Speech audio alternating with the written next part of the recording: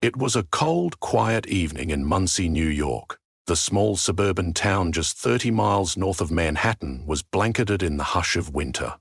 Snow crunched under slow-moving cars and soft winds rustled through bare branches as Saturday night settled in. For many in this Orthodox Jewish community, December 28, 2019, was a sacred moment, a time of joy, reverence, and light. Inside a modest house on Forshey Road, the glow of menorahs flickered warmly against the windows.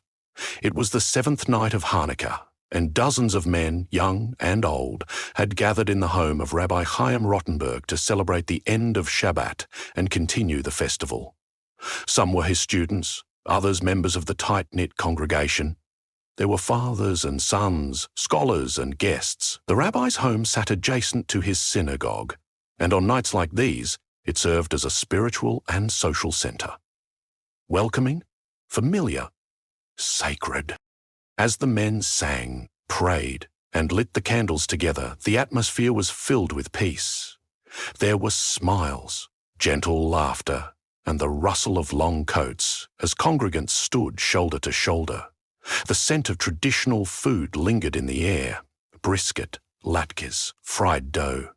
Children's shoes were piled by the door, and the warm hum of community buzzed through the walls like a melody. And then, just after 10 p.m., that melody was shattered.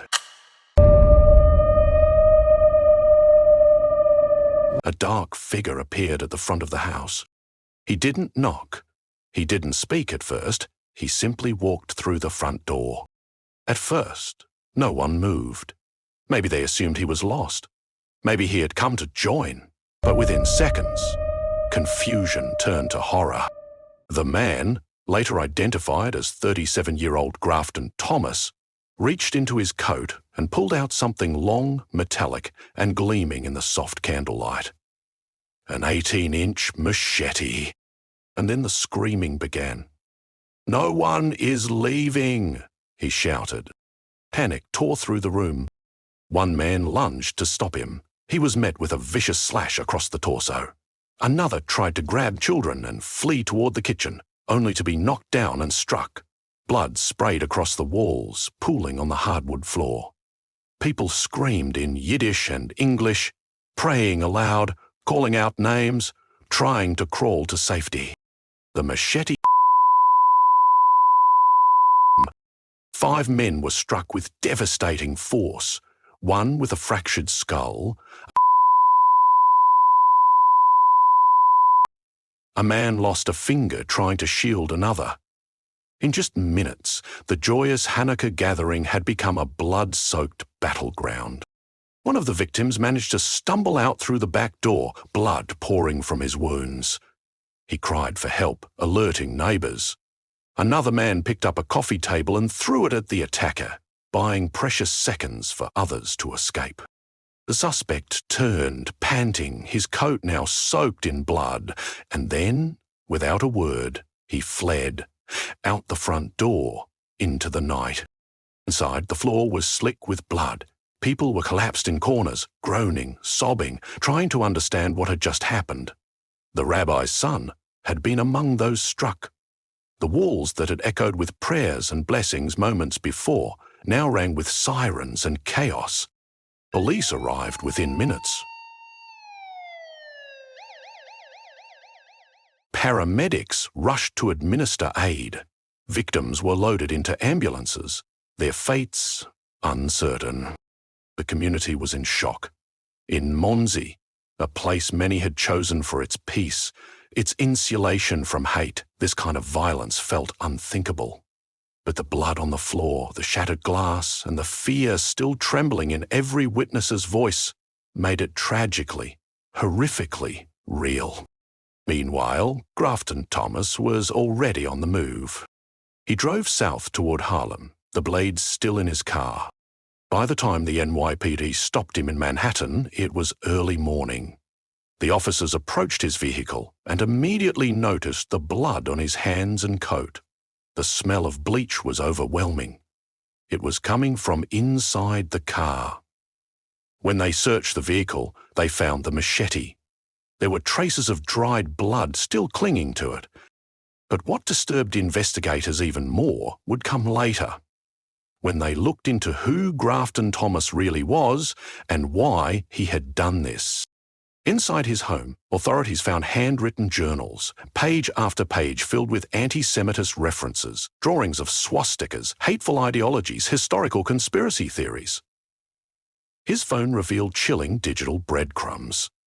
Searches dating back to November 2019, including Zionist temples in Staten Island, Jewish neighborhoods in New Jersey, and, the most disturbing, a news article he had read earlier that day, New York to increase police presence after anti-Semitic attacks. The implication was terrifying. This wasn't random. It was premeditated. It was hate. And the timing, on the seventh night of Hanukkah, inside the home of a rabbi, was no accident. The case was immediately escalated. Local law enforcement joined forces with the FBI and federal prosecutors. The evidence was overwhelming. The motive? Undeniable. And in the coming days, the public would learn that this wasn't just an act of violence. It was an act of terror. A hate crime intended to silence, to maim, and to traumatize. As the investigation deepened, a quiet but powerful movement began in Monsey. Victims fought to recover. Families gathered in grief but also in defiance. Prayers were whispered not in fear, but in unity. The menorahs were lit again, not just in memory of what was lost, but in resistance to the darkness that had tried to extinguish their flame. The question still hung heavy in the air. How could something so evil find its way into a place so sacred? And what, exactly, had led Grafton Thomas to this point? That answer would take investigators and a stunned nation down a much darker path. In the days following the attack, as Monsey grieved and the menorahs burned lower, the nation watched. News spread quickly. Images of the blood-streaked front door, frantic congregants outside the rabbi's home, and the twisted remains of what should have been a joyful celebration shocked Americans far beyond the boundaries of Rockland County. Politicians spoke. Religious leaders across faiths condemned the violence. And families clutched their loved ones a little tighter. But inside federal offices in White Plains and Washington, D.C., the mood was focused, determined. They weren't just looking for answers. They were preparing to send a message. This was not just an assault, said Jeffrey S. Berman, U.S. Attorney for the Southern District of New York. This was an attack against religious freedom. This was an act of terror. They would not let this case be swept into the long history of anti-Semitic violence without a clear response. Within days, Grafton Thomas was charged with 5 counts of obstructing the free exercise of religion in an attempt to kill, a federal hate crime. Each count carried a maximum sentence of life in prison. But who was Grafton Thomas? To the public, he was a mystery. A 37-year-old man from Greenwood Lake, New York, with no known connection to Monsey or to his victims. He wasn't on any watch list. He wasn't part of an organized hate group. But as investigators peeled back the layers of his life, a disturbing portrait began to emerge. Born in the United States, raised in a working-class family, struggled with mental illness for years. Family members claimed he wasn't a violent man. His attorney described him as unwell, noting years of psychiatric issues, including hospitalizations and diagnoses of schizophrenia. In fact, they argued he didn't even understand the charges against him, that he believed he was being manipulated through mind control and heard voices in his head. But mental illness alone didn't explain the hatred in his journals. It didn't explain the handwritten notes that said things like, "Why do people mourn for anti-Semites?" Or the repeated references to Nazi culture and Jewish control, or the chilling drawing of a Star of David and a swastika side by side. It didn't explain his internet search history. It didn't explain why, on the very morning of the attack, he read about increased police presence in Jewish neighborhoods and still went Federal investigators saw this as something deeper, something deliberate, something that had festered over time. And they were determined to treat it not just as a tragedy, but as a federal crime of hate. Eric Dryband of the Civil Rights Division was blunt. Every American should be free to live and worship in safety. The Department of Justice will vigorously prosecute those who commit hate crimes. But the pain wasn't just legal. It was deeply, painfully human. One of the victims, Joseph Neumann, a 72-year-old man, had been struck in the head so forcefully that doctors had to place him in a medically induced coma. He never regained consciousness. 3 months later, he died from his injuries. His daughter, weeping at a press conference, said, "My father did nothing to deserve this. He lit the menorah in peace, and someone tried to kill him for it." The images from that night, blood on prayer books, a machete recovered from the suspect's car, and terrified congregants describing the moment their sanctuary was shattered, became symbols of a larger crisis. Because this wasn't the first act of anti-Jewish violence that month. It wasn't even the first that week. In the weeks leading up to Monsey, there had been a string of anti-Semitic attacks in New York and New Jersey. In Jersey City, 2 people armed with rifles stormed a kosher supermarket and killed 4 people, including a police officer. In Brooklyn, Orthodox Jews had been punched, cursed at, and harassed in broad daylight. It was a pattern, and now it had turned deadly again. The fear in Jewish communities was real and growing. Monsey wasn't just a news story, it was a warning. In homes and synagogues across America, people asked hard questions. How could this happen here? Why are we still not safe? And what is being done to stop it? Law enforcement didn't just offer words. They took action. The FBI urged communities to report all suspicious behavior, no matter how small. They increased patrols at religious centers, and they called on every American to stand up, speak out, and protect the sacred right to worship freely. Assistant Director William Sweeney of the FBI said it best. Don't give hate a platform. Don't treat this like someone else's problem. When we're silent, we allow hate to grow. But for Monsey, the damage had already been done. And as the community tried to rebuild, physically, emotionally, and spiritually, the haunting question still lingered. What happens when hate is ignored? The world outside the hospital rooms kept moving. New Year's Eve came and went. Snow fell quietly on the streets of Monsey. But for the victims and their families, time had frozen at the moment the machete struck. Inside his hospital room, Joseph Neumann lay unresponsive, surrounded by machines that beeped and breathed for him.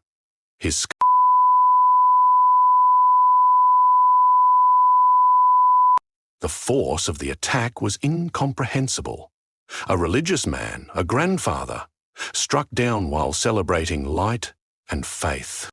Doctors tried, his family prayed, but the damage was irreversible. His fate was sealed the moment the blade met bone. 4 others had also suffered brutal injuries. Deep lacerations, severed tendons, stab wounds that came within inches of major arteries. Their physical pain was matched only by the psychological trauma. The constant replaying of that moment. The scream of the attacker. The cold metal flashing above them. He came in like a demon, one witness later said. He said, "No one is leaving," and then it was chaos. Imagine for a moment the quiet of that gathering before the violence. The warm flicker of candles. The hum of blessings sung in Hebrew. Children leaning in, waiting for the next latka. And then, blood. Screams. A scramble to survive. A young man reportedly picked up a coffee table and hurled it at the attacker, trying to distract him. Others grabbed children and fled through side doors. At least one person ran outside and began banging on neighbors' doors, screaming for help. "He's killing us! Someone help!" That call for help triggered what would become a key element of the investigation. Multiple neighbors dialed 911. Police departments across jurisdictions mobilized. Security cameras helped trace the path of a suspicious vehicle leaving the scene, a dark sedan speeding away into the cold night. That vehicle, as it turned out, belonged to Grafton Thomas. Roughly 2 hours after the attack, at around midnight, NYPD officers stopped the car in Harlem, a neighborhood 30 miles from Monsey. They'd been given a vehicle description. When they saw the license plate, they moved in. As officers approached, they immediately noticed something off. Thomas's clothes were smeared in what looked like blood. His hands were red, he appeared dazed, and inside the car, the overwhelming smell of bleach filled the air. In the passenger seat, a large machete was visible, stained with what looked like dried blood. The arrest was swift. Thomas offered no resistance. Back at the precinct, investigators began combing through his car. The machete was collected. So were bloody clothes, a digital device, and handwritten notes. Each item told part of the story. Each item helped investigators piece together what had just happened in that Monsey living room. But the most damning evidence would be found back at Thomas's home. With search warrants in hand, federal agents entered his Greenwood Lake residence. There, in a small room filled with clutter and loose papers, they uncovered something chilling. Journals, notebooks filled with ramblings, some incoherent, some disturbingly clear. Among the entries were pages of anti-Semitic references, remarks about Nazi culture, conspiracies about Jewish power, and drawings of religious symbols placed beside hate icons. One entry questioned why the public mourns for Jewish victims. Another included bizarre references to Adolf Hitler. It didn't stop there.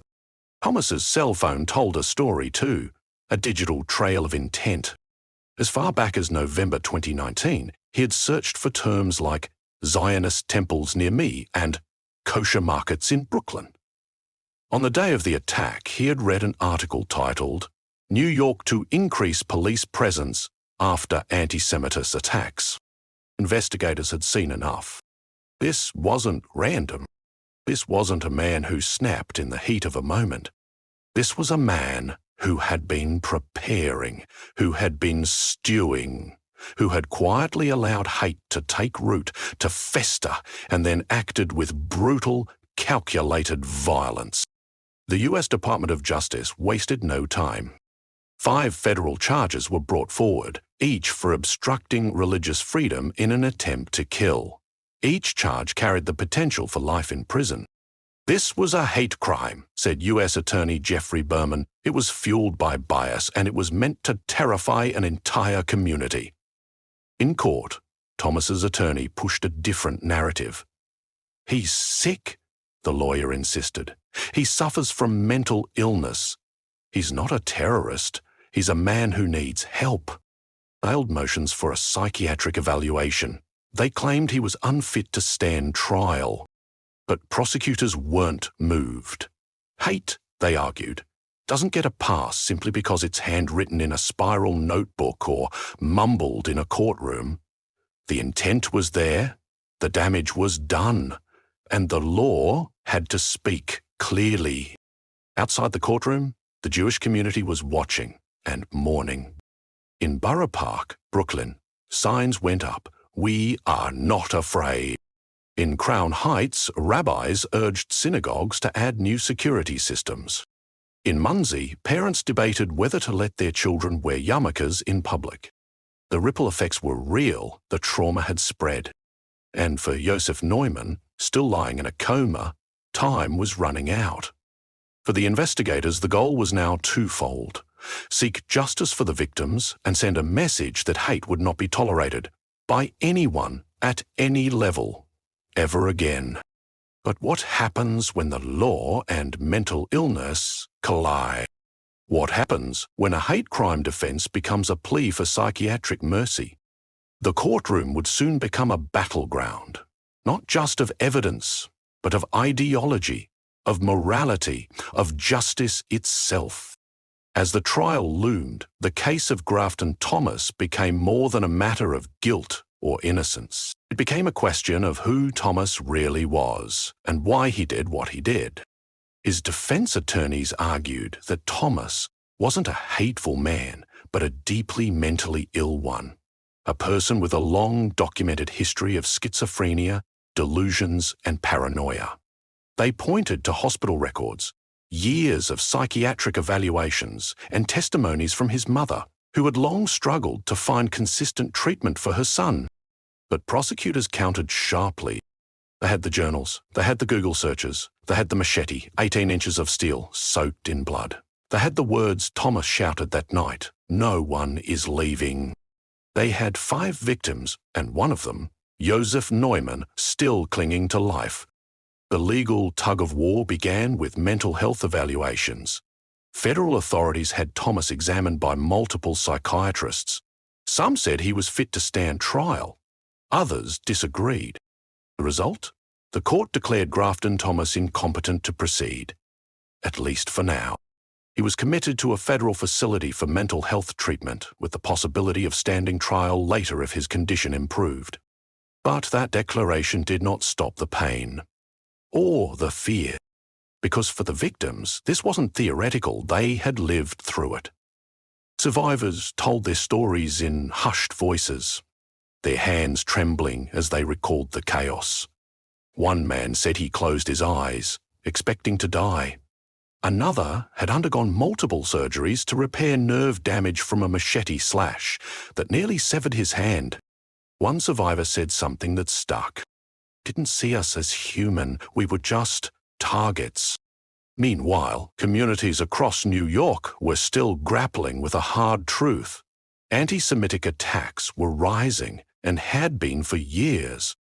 In the months leading up to Monsey, the violence had been building.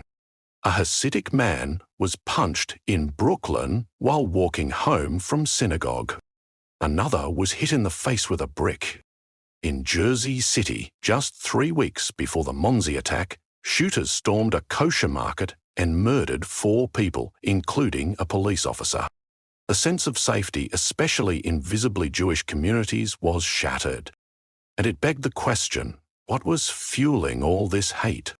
Some pointed to rising online extremism. Others blamed political rhetoric, conspiracy theories, or a failure of mental health systems. But for many families, including the Neumanns, the focus was not on why, but how to survive. They spent weeks at Josef Neumann's bedside. Nurses came and went. His body was motionless, his brain activity minimal. Hope dwindled, one painful day at a time. Then, on March 29, 2020, exactly 92 days after the attack, the worst news came. Josef Neumann died. The machete had done what it set out to do. He was 72 years old, a father of 7, a grandfather of many more. A man of faith, a man of peace, and now a man whose final moments had been stolen in a storm of violence. The charge against Thomas was upgraded from attempted murder to murder as part of a federal hate crime. Prosecutors now had a death on their hands. Community leaders mourned Neumann's passing. In the midst of the COVID-19 pandemic, his funeral was held under strict limitations, but thousands grieved online. Tributes poured in from across the world. And with his death, the story reached its darkest point. Because now the question of justice wasn't just about punishment. It was about how we prevent this from happening again. Could better mental health care have stopped Grafton Thomas? Could more effective hate crime prevention laws have detected him earlier? Could the internet, with all its dark corners and radicalization, be better regulated? These were the questions lawmakers and leaders began asking in the months after the attack. New York responded by increasing funding for security at synagogues and religious institutions, Schools taught anti-hate curriculum. Community patrols grew stronger in ultra-Orthodox neighborhoods. But the scars remain. The knife didn't just cut flesh. It cut through a sense of safety, of belonging. The Monsey attack wasn't just a tragedy. It was a wake-up call. And the man at the center of it all, Grafton Thomas, now sat in a federal facility, his trial postponed, his fate uncertain, while the nation tried to understand how a moment of celebration became a scene of horror. But in the final chapter of this story, we turn to those left behind, the survivors, the children who witnessed it, the family of Josef Neumann, and a community determined not to be defined by fear. Winter faded into spring. The menorahs were long put away, the blood scrubbed clean, the wounds stitched and healing, at least on the outside. But inside the homes of Monsey and in the hearts of thousands across the Jewish community, the terror of December 28, 2019 never left. There are moments that fracture time, divide a life into before and after. For the families who gathered that night in Rabbi Chaim Rottenberg's home, Hanukkah would never be the same. They remembered the soft murmur of prayers, the flicker of candles, the laughter of children, the smell of sweet Google from the kitchen. And then, the silence broken by the rush of boots, the flash of a machete, the sounds that nightmares are made of. For the family of Josef Neumann, time didn't move forward. It collapsed. His daughters described him as gentle, devout, and full of wisdom. He loved reading the Torah. He adored his grandchildren. He was the kind of man who opened his home to strangers. And now, the world knew him as a victim. "My father didn't deserve to die like that," one daughter said, her voice trembling. "The man of peace. His last night should have been full of joy." In the weeks after his death, vigils were held in Brooklyn, Rockland County, and Tel Aviv. People lit candles not just for Hanukkah, but for him. His name became a rallying cry, justice for Joseph. But justice, like healing, moved slowly. Grafton Thomas remained in federal custody at a medical center in Missouri, receiving ongoing psychiatric treatment. His court appearances were sporadic. Legal updates trickled in. His condition wasn't improving. He remained unfit to stand trial. Some were angry about that. They wanted a trial. They wanted a courtroom moment, a verdict, a sentence. But others, including leaders from the Jewish community, looked deeper. Justice. They asked, what does justice mean when the attacker didn't understand what he was doing, when the system that failed to treat his illness helped create this horror? This wasn't about forgiveness. This wasn't about sympathy for Thomas. It was about reckoning with a larger truth. Hate, untreated illness, and violence form a deadly mix, and America hadn't found an answer to stop it. In response, religious and civic leaders began pushing for better laws, not just stiffer penalties, but proactive protections. Grants were expanded to bolster security at synagogues. Hate crime tracking became more urgent. The Department of Justice launched new community engagement programs focused on identifying threats before they turn violent. Even the FBI spoke about the need for vigilance, not just enforcement. "We cannot let hate take root in silence," said William Sweeney, Assistant Director of the New York FBI Field Office. "This isn't someone else's problem, it's all of ours." The attack in Monsey was not an isolated event. It was a symptom of a deeper, more dangerous undercurrent, and it forced an entire country to ask if it was doing enough to stop the next tragedy before it started. Because the truth is, while Josef Neumann's name made headlines, there were countless others whose names we'll never know. Victims of hate, victims of systems that failed them, victims of moments that turned holy into horrifying. And through it all, Rabbi Rottenberg continued to open his home. He rebuilt He prayed, he led. He turned the dining room, once soaked in blood, back into a place of warmth, faith, and resilience.